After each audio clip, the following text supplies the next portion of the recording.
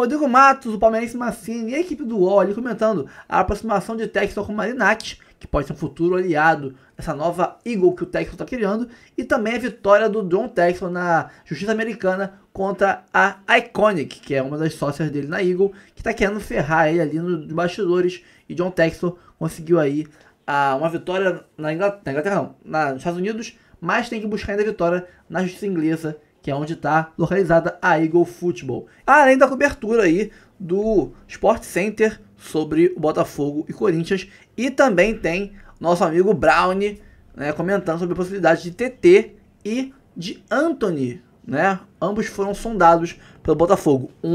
John Textor sondou, e o outro, a mídia grega, está dizendo que o Botafogo está negociando com esse jogador, ambos pontas direitas. E aí, quem será que vem, quem será que não vem? E o Globo Esporte sobre o Fogão, sobre o Danilo, sobre o Corinthians e muito mais. Antes de começar o vídeo, curta, comente, compartilhe, se inscreva no canal, ative o sininho. Aqui embaixo tem nosso link do LivePix, estou confuso aqui. Aqui em cima o LivePix, ali em cima o Pix do Fogão, aqui no nosso canal, Notícias do Fogão, né, rafaguense10@gmail.com. Aqui embaixo também tem o Pix, tem o link do canal Reserva, canal principal. Tem Jet Sport com camisa do Botafogo e outros times do mundo.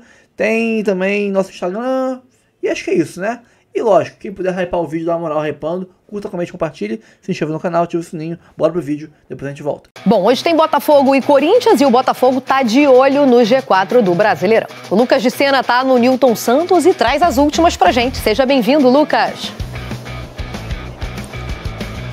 Oi, Mari, tudo bem? Muito boa tarde para você, para os amigos e amigas que nos acompanham no Globo Esporte. Hoje o Botafogo ainda não vai ter a estreia do Danilo, o volante contratado do Nottingham. Ele está passando por um processo de recondicionamento físico, estava de férias em Salvador, até treinando com um preparador particular, mas não entra em campo há mais de 2 meses. Para hoje, o técnico David Ancelotti, invicto no comando do Botafogo, com 2 vitórias e 1 empate, não deve ter também o Marlon Freitas, suspenso, e o Arthur, que até treinou na última atividade com o elenco, mas deve ser poupado por conta de uma gripe. Então, o Botafogo deve ir a campo contra o Corinthians com o John no gol, o Vitinho na lateral direita, na zaga Barbosa e o Caio Fernando, com o Alex Telles ou o Cuiabano na lateral esquerda. O meio-campo formado com o Newton e Alan, com o Savarino mais à frente, e no ataque a gente deve ter o Montoro, o Nathan Fernandes e o Arthur Cabral. Uma vitória põe o Botafogo hoje no G4. E já que eu abri falando do novo reforço, bora ver como foi a apresentação do Danilo? Estrela no peito, aquela pose e o sorriso de garoto propaganda da nova camisa do Botafogo lançada ontem. Passar um recado para a torcida aí que já pode ficar de olho na rede social aí do Botafogo já, que já tá lançando já. Danilo chegou chegando, foi apresentado e escolheu usar o número 35. O número que me marcou muito, porque foi o número que eu subi no Palmeiras, e de lá pra cá, graças a Deus, eu consegui conquistar o que eu conquistei, tanto aqui no Brasil, e consegui ir bem lá fora também. O volante de 24 anos foi revelado no Palmeiras, onde conquistou títulos importantes como uma Copa do Brasil, um Brasileiro e 2 Libertadores. Na Inglaterra, defendeu o Nottingham Forest por 3 temporadas. A saída do Gregory, que foi transferido ao Al Rayyan do Catar, deixou em aberto uma vaga no meio de campo do time, que será preenchida agora pelo volante Danilo, a maior contratação da história do Botafogo. A compra foi no valor de 22 milhões de euros, cerca de 142 milhões de reais. Eu venho com um foco muito grande de fazer o que eu fiz no Palmeiras e fiz lá no Nottingham Forest, que é a característica de passe, jogar para frente, marcar, chegar no ataque, fazer gol também às vezes. Danilo está regularizado, mas como não joga desde o dia 18 de maio, quando acabou a temporada na Inglaterra, ele ainda vai precisar de tempo para adquirir ritmo de jogo. Então, a torcida vai ter que segurar um pouquinho a ansiedade pela estreia. Ele tá mesmo à vontade, mas tudo tem seu momento. Não, sou da resenha também. Mas claro, tem momento da resenha e momento também de chegar junto. E eu quero continuar crescendo junto com vocês e a gente continuar conquistando mais coisas aí pela frente. É só um jogo de nível de dificuldade a mais, porque é fora de casa, num gramado diferente e, acima de tudo, contra uma equipe que tem um poderio técnico invejável, tentando se acertar com o novo treinador, que começou a trabalhar de maneira quase que automática em relação à adaptação aí aos problemas e às características do futebol no Brasil.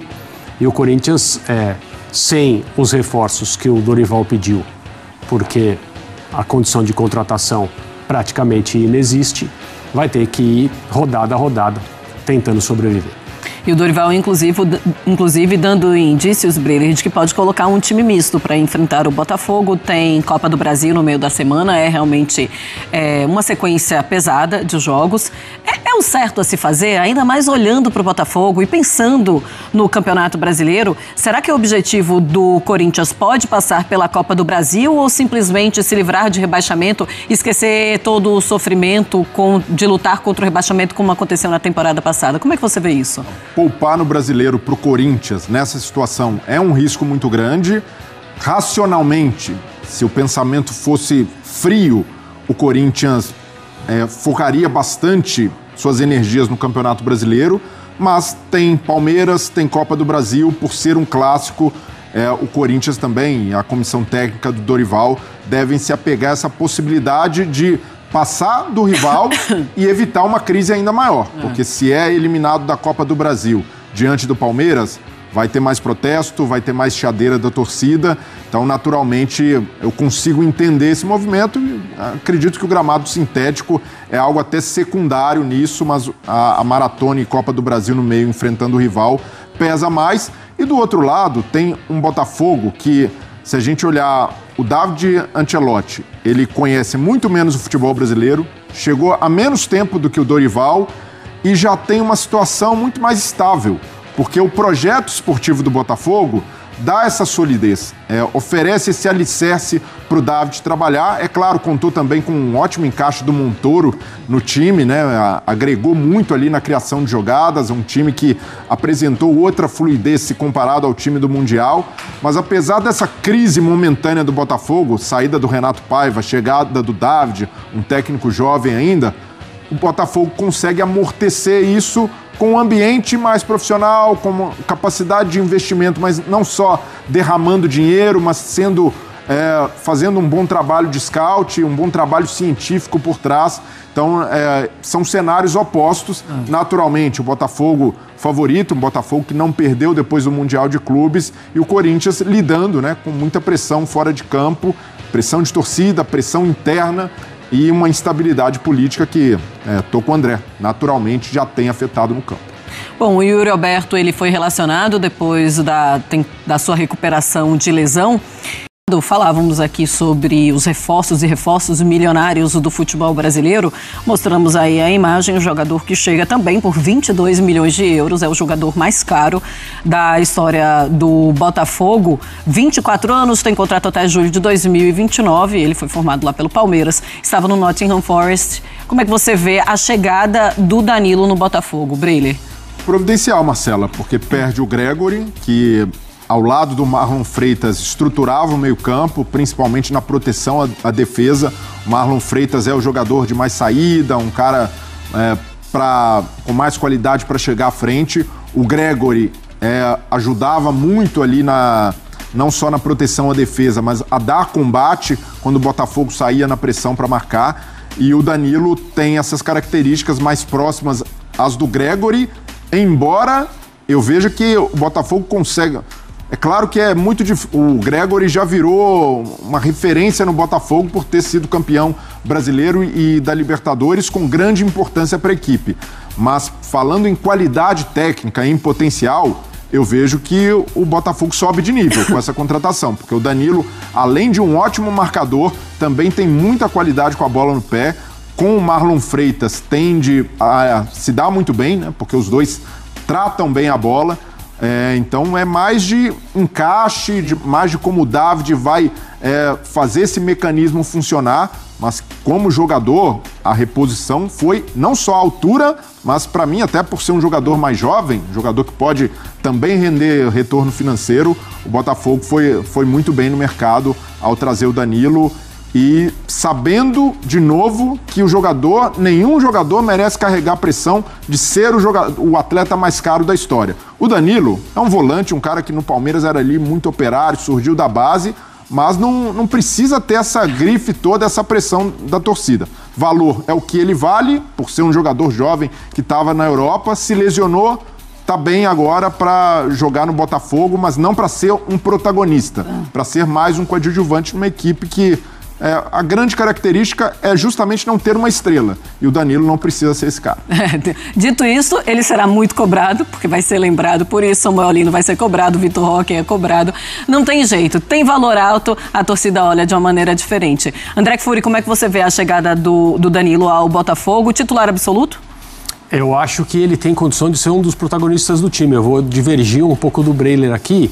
Eu concordo, eu entendo a linha de raciocínio dele, é um jogador essencialmente de marcação, para fazer um trabalho que é fundamental para qualquer equipe de futebol, mas que muitas vezes escapa a maioria dos olhares, porque esse tipo de jogador nem sempre está envolvido no grande momento do jogo, né? São ações defensivas, é um jogador de suporte, é mais um coadjuvante, né? Você usou esse termo, tá? Mas o potencial dele é para mais do que isso.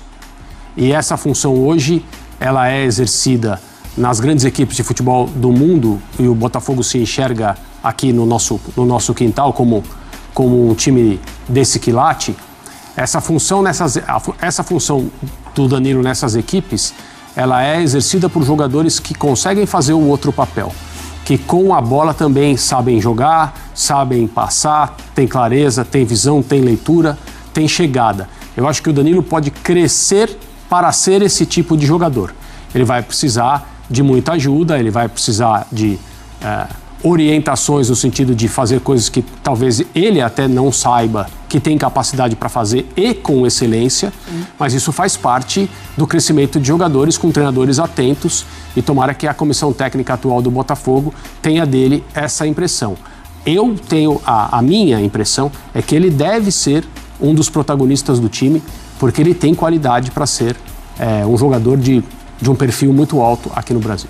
Ele já está no bid, o nome dele está regularizado, mas ele não deve entrar em campo, ele está se recuperando ainda de uma lesão, e ele fala, inclusive, na entrevista, que ele não está pronto fisicamente, né? Ele precisa ainda recuperar a parte física, precisa ter um pouco mais de ritmo de jogo, mas em breve estará ali como titular do David Ancelotti, não temos nenhuma dúvida. Eu estava no Nottingham Forest, sofre uma contusão muito séria, né? Logo na primeira rodada do campeonato inglês, né? Que tamanho que é essa contratação? E eu me pergunto, chega para ser titular?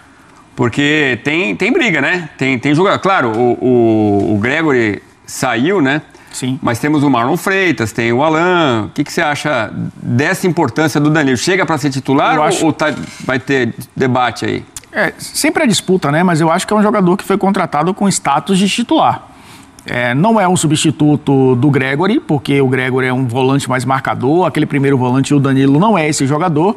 É um jogador que funciona muito mais como segundo homem de meio campo, faz, obviamente, né, a função também de volante. E eu acho que na Inglaterra ele ganhou um pouco mais até de repertório, mas é um jogador que chega para trazer intensidade, é um jogador que atua de área a área, né? E tem essa experiência agora do futebol inglês de intensidade, de força física. Eu acho que o Botafogo foi buscar isso, porque é característica desse elenco também. Eu acho que chega com o status de titular. Eu tive a oportunidade, Edu, inclusive, o Danilo, para quem não sabe, é natural de Salvador, de um bairro muito humilde, né, o Fazenda Coutos, conversando com pessoas próximas a ele, ele está muito feliz de ter retornado ao Brasil, porque ele vê no Botafogo a oportunidade de recuperar a sequência de jogo, de ganhar de novo um status, né, de uma revelação do futebol brasileiro, com potencial de seleção brasileira, e que tem uma perspectiva de títulos que o Nottingham Forest, por mais que ele estivesse jogando na Premier League, não tinha. Então é claro que isso também traz uma motivação para o jogador e contagia também um grupo que precisa, né, de reforços visando as competições que tem pela frente. E ele é muito novo ainda, né? E eu lembrava mais cedo, o Patrick de Paula fez com ele uma dupla importante, aliás, um trio importante, também tinha o Gabriel Menino, né? Os dois voltam a se encontrar, o Patrick de Paula perdeu espaço no Botafogo, Mas tem esse reencontro dos dois ali da época do Palmeiras. Só pra gente fechar aqui, e com o David Ancelotti, quem sabe tem um caminho mais fácil para chegar na seleção brasileira, né? Ô pai, o cara é bom, o cara treina bem, sangue bom, de repente. Por mais que ele agora vá se juntar à seleção brasileira apenas na Copa do Mundo, né? É um cara que está ali em contato com o pai, obviamente, durante todo o tempo. Mas eu acho que o Danilo vai ter que mostrar isso dentro de campo, né? O Ancelotti vai observar, o Ancelotti já está visitando os clubes, já está assistindo jogos, já viu o jogo do Botafogo, inclusive. Jogando bem, será convocado. Rapidinho, a comparação com o Gregore, ganha o Botafogo? Eu acho que mantém o nível. Mantém o nível com o potencial de ser mais jogador, porque é muito mais jovem. E você deixou claro, diferentes as situações, né? Quero falar agora sobre o São Paulo, que torce muito para que o atacante Antony seja negociado com o clube saudita. Ele tem 2 ofertas de gigantes da Arábia Saudita, além de ter sido sondado nos últimos dias pelo Botafogo. O Antony já descartou qualquer possibilidade de voltar ao futebol brasileiro nesse momento. Então, a maior possibilidade para o atacante que pertence ao Manchester United é de jogar na Arábia Saudita. E por lá, dizem que a operação pode girar na casa dos 60 milhões de euros. Vale a lembrança de que o Manchester United havia o comprado do Ajax por 100 milhões de euros. Vamos lá, gente. Deixa eu trocar ideia com vocês aqui, né? Antes de falar aqui sobre o jogo, a respeito de mercado, né? São 2 informações, né, que elas surgiram assim que eu já estava na rua, né? Então não deu para gravar o vídeo, né? Sobre a ponta direita. O Botafogo já vai buscando. É aquilo que eu gosto muito de falar isso, acaba me tornando repetitivo e chato, né? Mas referente a qual nível de jogador que o Botafogo está buscando numa ponta, tá certo? Primeiro foi o Luiz Guilherme, um perfil, né, de um atleta jovem, talentoso, mas que saiu muito cedo para a Europa. E agora, né, se tem a situação do Antony. O Botafogo fez uma consulta aí numa tentativa, né? Foi o John Textor, né? O Textor, né, esses jogadores de prateleira mais acima, né? É o Textor quem toma a iniciativa. O Textor fez o contato com o staff do Antony, mas o Antony, nesse momento, ele está até valorizado, né? Depois do semestre que ele fez, ele quer continuar na Europa. Ele continua no Manchester United, ele pertence, né, ao United. O Antony não está nos planos do clube, mas jogou uma barbaridade, né, com a camisa do Real Betis da Espanha, impressionante. Né? O que ele fez lá foi lendário, né? Classificou o time para a competição internacional, vice-campeão, levou o Betis pela primeira vez na história, né? Claro, né, uma decisão de Conference League, que é uma competição nova, né, mas fez o torcedor do Betis sonhar com a possibilidade de um título histórico e inédito, né, internacional. E foi o Antony, cara, era Antony e Isco, né, eram os dois ali que, mano, barbaridade, assim, que ele fez chover, né, na La Liga, na Conference, e acabou parando apenas no Chelsea, né, que, né, ganhou a Copa do Mundo de Clubes.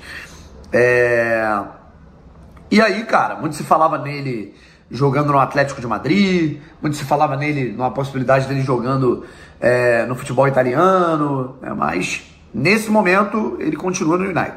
E ele não quer voltar para o Brasil, ele está valorizado, né? Não pensa em voltar para o futebol brasileiro nesse momento, o que eu acho que seria bom para ele, mas enfim. Ah, Brownie, mas o Antony não é um ponta alto, ele é baixinho.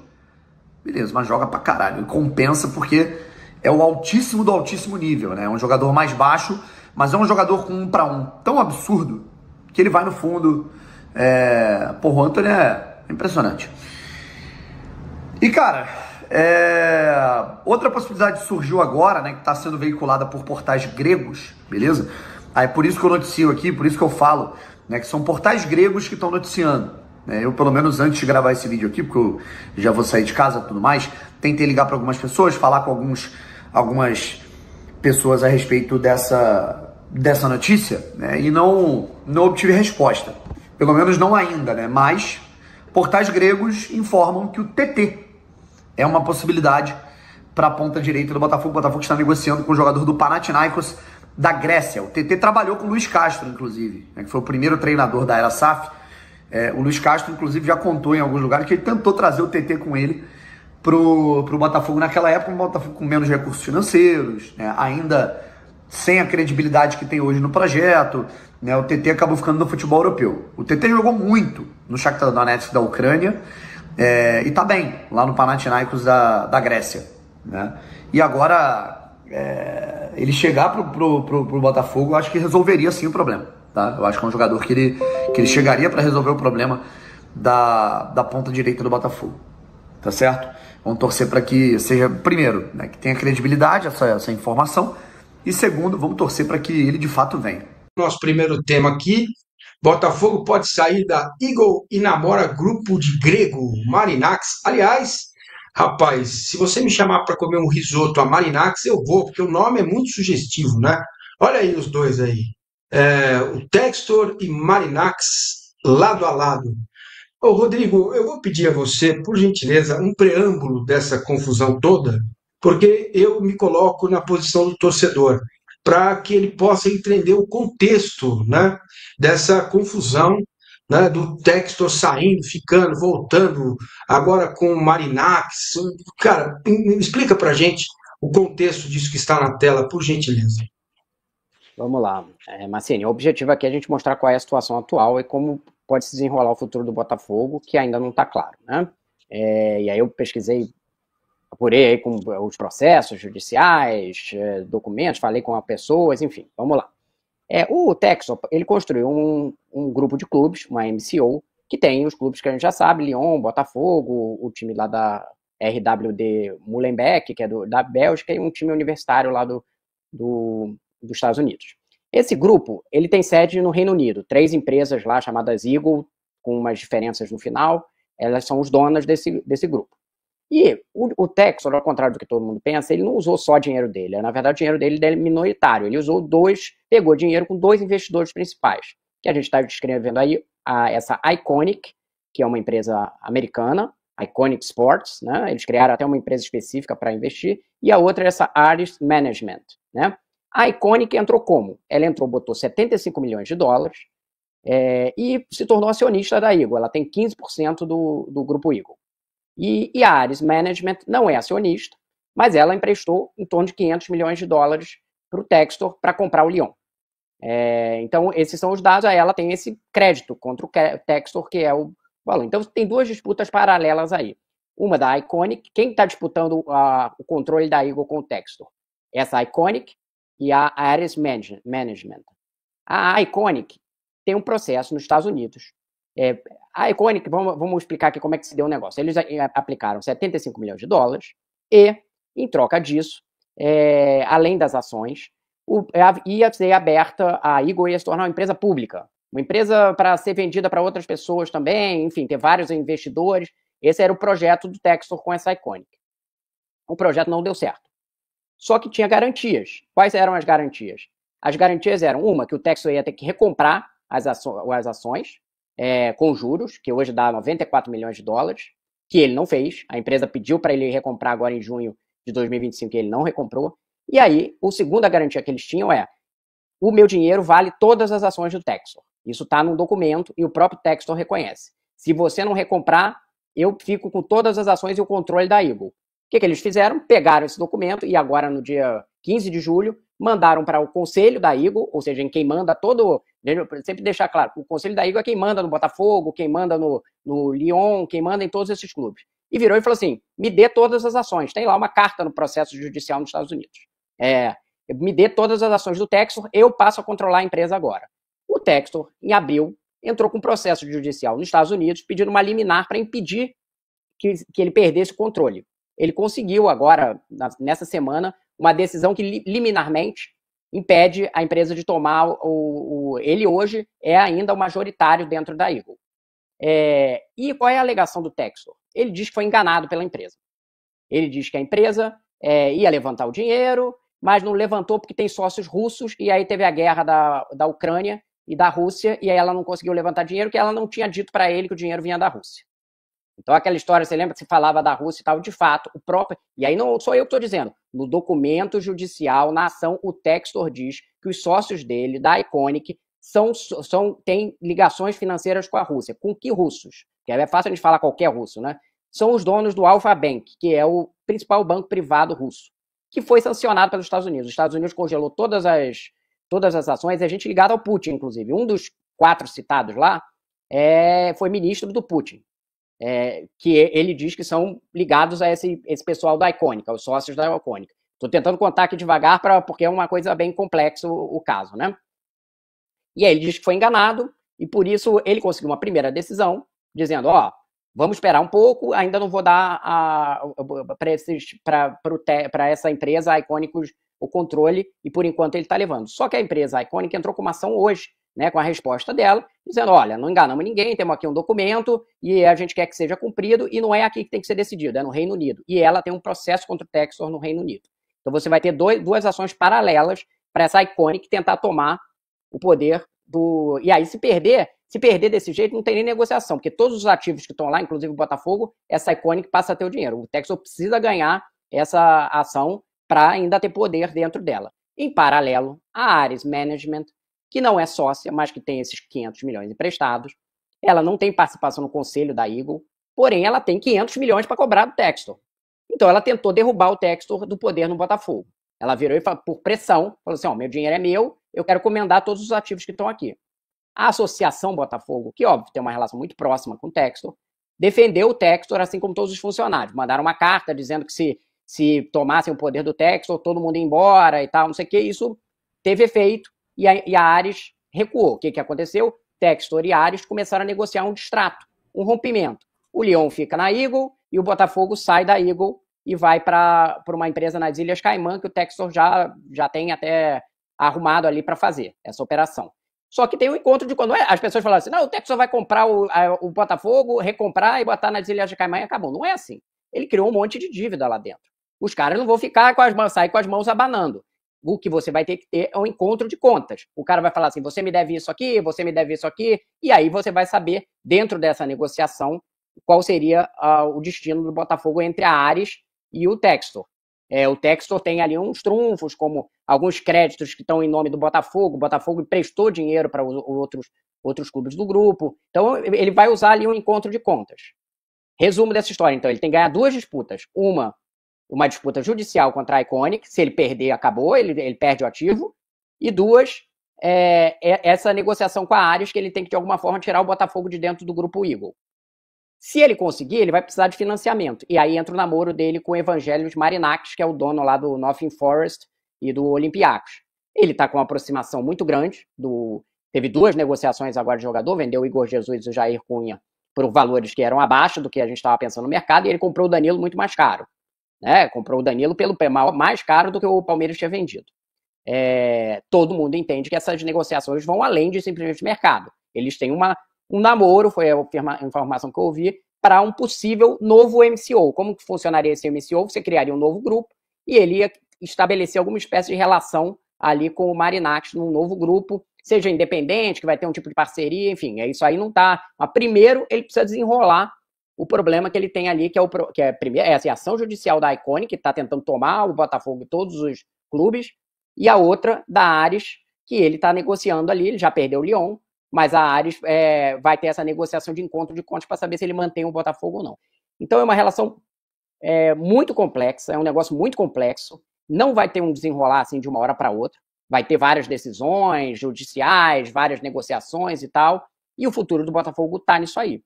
Se o Textor vai ou não conseguir primeiro manter o controle e depois, se ele mantiver o controle do Botafogo, porque da Eagle ele pode esquecer, ele não vai voltar a mandar na Eagle. Isso aí ele vai perder ou para a Iconic ou a Ares vai ter um acordo aí que ele vai sair. Ele não vai voltar ao Lyon. E o grupo dele precisa de uma saída para a Europa. Só o Botafogo sozinho aqui não sustenta esse modelo de negócio de compra e venda de jogador alucinada que ele faz, que a cada janela ele troca 15 elencos, né? Que a gente já viu aqui que é o modus operandi, né? Então, o futuro do Botafogo vai depender dessas ações judiciais da Iconic, da negociação do Textor com a Ares, e depois, se ele conseguir desenrolar isso tudo, aí você vai ter uma negociação possivelmente com o Marinakis ou com outro parceiro, para você remontar a MCO e o grupo que era o plano original do Textor. Ele tem ainda uma ideia lá de IPO, né? Mas isso aí, primeiro, ele precisa estabelecer um grupo. Não adianta você pensar em vender. Assim, na ação, o Textor diz que o grupo dele vale 2 bilhões de dólares. Só que ele tem o Lyon lá dentro, por exemplo, que já não é mais dele. Então, assim, hoje em dia é um futuro muito incerto o que vai acontecer com o Botafogo. Quem acha que simplesmente saiu da Eagle e acabou e o Textor vai mandar nisso aqui, não é essa a realidade. Tem uma negociação muito complexa para ser desenrolada. Pois é, está em andamento, né? Está tudo em andamento. A gente está trazendo para vocês aqui as movimentações da situação do Botafogo. E, Igor Siqueira, olhando para isso tudo, governabilidade, o que você consegue apostar e olhar nesse momento para que o Botafogo se mantenha com as condições, pelo menos no futebol, que é isso que interessa mais o torcedor, né? No caminho? Então, Massini e Rodrigo e amigos, essa situação toda, acho que foi o grande argumento que foi usado pelo pessoal, publicamente falando, estou dizendo, né? Que foi usado pelo pessoal do Botafogo Associativo para fazer a carta se manifestando de que não queremos que vocês tirem o Textor daqui, que estamos com o Textor e não abrimos. Eu conversei com o presidente do Botafogo Associativo, que é o João Paulo Magalhães. Para quem é aqui do Rio de Janeiro, ele era o dono do Boa Vista por muitos anos e venceu a eleição para ser o sucessor do Sérgio Melo à frente do Botafogo. E aí ele até mandou uma declaração em ON para explicar um pouco da perspectiva dele, por que o Botafogo fez esse movimento. E tem um quê de uma manifestação mais apaixonada aqui, né, trazendo um componente de emoção para essa linha argumentativa, que aí eu vou abrir aspas aqui, vou mencionar o João Paulo. Ele diz que o John Textor pertence ao Botafogo, o Botafogo é muito maior que o investidor, o Textor é um grande botafoguense, a gente se protegeu, é o João Paulo falando, se deu a mão e se uniu. Não foi só eu, mas todo o conselho diretor dele. Se acontecesse algo com ele, sairia todo mundo se uniu por ele, e não quero saber o que eles lá falam, né? Eles lá, essa turma toda que o Rodrigo Matos descreveu. A gente vai proteger o Textor sempre, essas são as palavras do João Paulo. Conversando um pouco melhor com ele, só para entender um pouco o contexto disso tudo, é uma preocupação política também de a associação não entrar dentro do que é possível para ela fazer, não entrar nessa bola dividida e passar como omissa ou como se tivesse não interferido aí nessa discussão, já que o Textor, na visão da torcida do Botafogo, na maioria, ele é muito bem quisto por aqui. Então, a galera do associativo quis se manifestar nessa resposta a esse movimento da Ares, especificamente, né? O Rodrigo descreveu alguns movimentos aí, mas essa resposta da associação foi para o pessoal da Ares, então querendo manter essa estabilidade. Uma preocupação deles o Textor é tão bem quisto aqui, já entendeu como é que funciona a dinâmica, traz jogadores e tal, tá jorrando situações, apesar de a gente mencionar sempre a dificuldade dele de pagar alguns compromissos, como a situação do Thiago Almada, mas tá trazendo jogador e tal. Então é uma preocupação de que caso haja uma troca e venha um outro administrador, vamos dizer assim, mais austero, mas com uma grana mais controlada, essa dinâmica de investimento, de reforço para que o Botafogo brigue por títulos, conquiste coisas, isso é uma preocupação de que o jogo vire, se o Textor não estiver por lá. Então, essa foi a preocupação do Botafogo Associativo. E aí, você falou em estabilidade, governança, enfim, vamos ter que contar no dia a dia. O Rodrigo falou que não é uma coisa de um dia para o outro, né? Tem um processo aí mais longo, mais complexo para acontecer. Mas, enfim, a vida vai seguindo por aqui. O Textor, nessa dinâmica de saída do Lyon, aí tem uma discussão se ele foi saído, se ele quis sair, se foi como um acordo, mas o fato é que ele não está apitando mais no cotidiano do clube lá na França. Essa bola está com a Michelle Kang e com os outros acionistas por lá. Então o Textor está completamente, se não 100%, mas um percentual majoritário do olhar do Textor está no Botafogo hoje em dia. E aí ele vai continuar por aqui tentando fazer os negócios dele. E aí o Rodrigo mencionou essa dinâmica aí com a porta da Europa, porque é fundamental para que o Botafogo não conseguiria, por exemplo, vou citar o caso do Thiago Almada, não conseguiria trazer o Thiago Almada e tampouco fazer uma negociação do porte que fez com o Atlético de Madrid se ele não tivesse usado o Lyon como vitrine nessa relação. E aí eu vou olhar para a negociação do ponto de vista do lado brasileiro, né? Então o jogador, quando atua lá na França, ele consegue sair para outro mercado europeu, mas já com uma cifra maior do que ele só estivesse atuando no Brasil. Então é importante para essa rede do Textor ter sempre um braço europeu.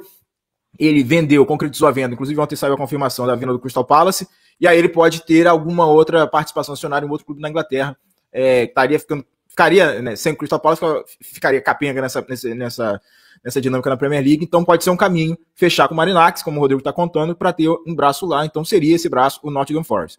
E o cotidiano do Botafogo Futebol por aqui, né, da SAF aqui no Brasil, a vida está tentando ser continuada. A gente já falou aqui no UOL da diferença que é agora, né, esse fim do chamado caixa único da Eagle com o Lyon e tal, que o Botafogo vai tentar e vai se propor, né, diante dessa cisão aí, e uma necessidade, uma situação que vai acabar se concretizando o Botafogo passar a tentar viver com o seu próprio caixa, mas enfim, a gente precisa entender melhor porque há uma dificuldade de transparência, eles não soltaram os balanços, a gente ainda tem muitos elementos faltando nesse quebra-cabeça para descrever a situação real do tabuleiro financeiro do Botafogo. Mas em termos de administração, então, o que a diretoria diz? Vamos operar em caixa único, a gente tem ainda dinheiro para receber do Lyon, a gente tem coisa para passar para o Lyon, e nessa balança de recebíveis e repassáveis, vamos dizer assim, para o Lyon, a gente ainda tem saldo positivo, e o Botafogo está vendendo muito jogador, estamos almejando uma receita que supere a casa do bilhão. Esse é o discurso hoje na SAF Botafogo, contando que o Textor não seja afastado,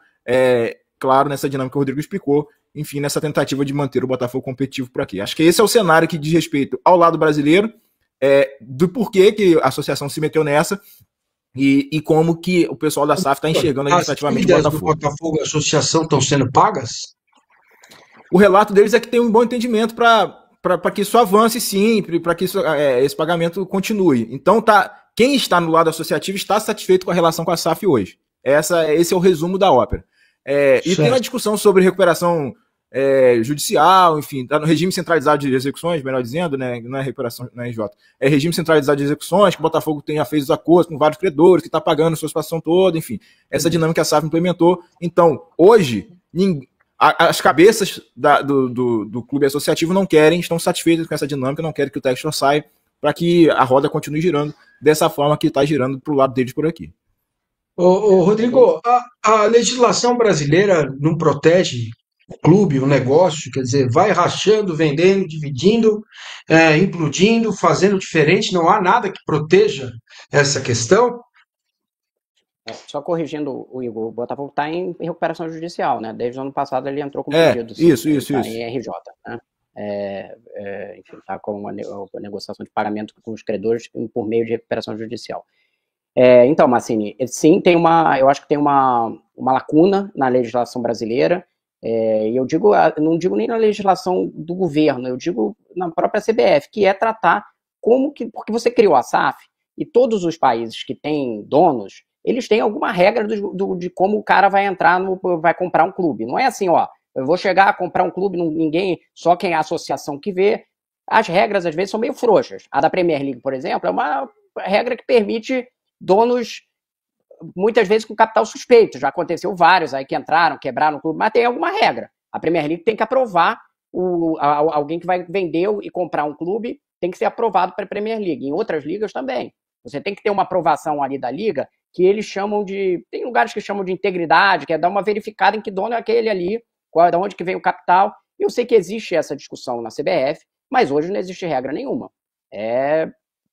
Cada um faz o que quer, e a gente vê a necessidade de ter essa regra pelo caso da 777, por exemplo. Chegaram aqui supostos investidores, firmaram um contrato com o Vasco, botaram um dinheiro inicial e depois se viu que era um esquema que não tinha dinheiro, que os caras não tinham confiança nenhuma, era um dinheiro que ficava indo de um lado para o outro, quase um esquema de pirâmide, né, o da 777. Então, se mostra que você deveria ter alguma espécie de teste. Eu sei que isso está sendo discutido como algo à parte do fair play, mas está numa coisa muito embrionária, ainda não existe, né? Tudo que o Igor falou aí, complementando sobre a associação do Botafogo, isso foi uma, digamos assim, tática do Textor, que desde que ele comprou a SAF, ele não se desgrudou da associação, como outras SAFs fizeram. No Vasco, a 777 assumiu e virou para a associação e falou assim, olha, amigo, agora quem manda é a gente, senta lá na sua arquibancada que você não passa de um torcedor. O Textor não fez isso, é ele que manda, mas ele leva os conselheiros para os jogos, para os eventos, ele tem uma participação ali no conselho de administração. A associação não manda nada, porém ela tem uma percepção de proximidade. E, além disso, ele entregou resultado em campo. E a gente sabe que no Brasil é assim, né? Por que o Textor é adorado no Botafogo e é odiado no Lyon? Porque no Lyon os resultados eram muito abaixo do que era o histórico do Lyon, e porque o Botafogo é um resultado muito acima do que era o histórico do Botafogo. Então, lá vai ter a torcida organizada fazendo pressão, e aqui vai ter a torcida organizada fazendo pressão a favor do Textor. É simples assim. Então, o negócio futebol não é só um negócio. Ele envolve um ambiente que é esse clube associativo e a torcida, que você tem que ter apoio, senão a sua gestão fica inviável. Massini, só para arrematar aqui, fazer jus aqui à nota oficial do Botafogo, fazer menção quando eles anunciaram, né, 24 de maio de 2024, era a recuperação extrajudicial, e naquela ocasião eles anunciaram uma liquidação de 130 milhões em dívida de credores e tal, e isso envolve nas palavras do Tairo Arruda, CEO do Botafogo naquela ocasião, realizamos o pagamento de acordos com antigos credores que totalizavam cerca de 130 milhões de reais do passivo do clube social. Então tem esse movimento, por isso também ajuda a entender esse movimento do Botafogo e dessa relação com o clube associativo. Mas a gente não sabe como está hoje, né, Igor? Porque eles não teria que ver a atualização desse número aí. Aliás, teve um ouvinte que já tem uns programas atrás, perguntou corretamente para a gente, assim, vocês não falam que o Botafogo pagou dívida. Como é que a gente vai explicar que o Botafogo pagou ou não pagou dívida se não tem um balanço publicado? A gente não sabe nada a respeito do Botafogo financeiramente hoje em dia. É o único clube que a gente não tem a menor ideia do que está acontecendo lá dentro. Calma, não vai embora ainda. Aqui em cima tem um vídeo especialmente escolhido para você. E aqui embaixo tem o último vídeo que a gente postou. Corre lá e assiste, é maneiro. E aqui você vai se inscrever no canal. Clica aqui, se inscreve no canal, dá essa moral pra gente. Tamo junto.